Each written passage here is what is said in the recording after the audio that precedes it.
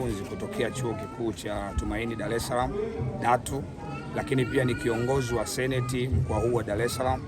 Leo tumekuja hapa kwenye msiba huu wa ndugu yetu James Temba. Tunaungana na Watanzania wengine katika msiba huu, lakini kwa uchache naomba nimzungumzie kidogo James Temba alikuwa ni mtu wa namna gani kwa sisi ambao tunamfahamu katika jumuiya yetu ya seneti ya vyuo na vyuo vikuu, lakini pia katika Chuo Kikuu cha Tumaini. Alikuwa ni mtu mwema sana, ni mtu ambaye alikuwa muungwana, hana changamoto na watu wengine. Kimsingi tumeshtushwa sana na taarifa hii ya msiba.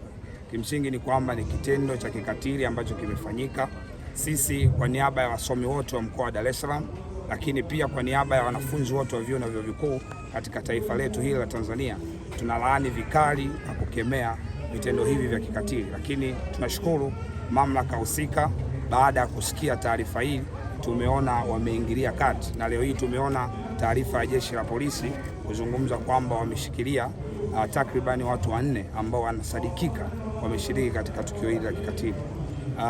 Ombi langu wa Tanzania wengine, tuwe katika hali ya utulivu. Tuna imani kwamba serikali na jeshi la polisi lipo kazini kuhakikisha kwamba tunakuwa katika hali ya usalama na amani. Lakini pia kwa umuhimu, kuna baadhi ya watu wanaweza wakatumia changamoto hii ambayo sisi tumeipitia wanafunzi wa vyuo vikuu kama sehemu ya kufanya siasa.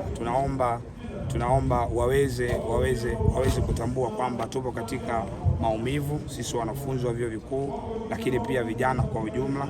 Tunalaani wale wote ambao wanataka kutumia changamoto hii kama platform ya kutufarakanisha ama kuzungumza vibaya, hasa kwa wanafunzi wa vyuo na vyuo vikuu. Asanteni sana, asanteni sana.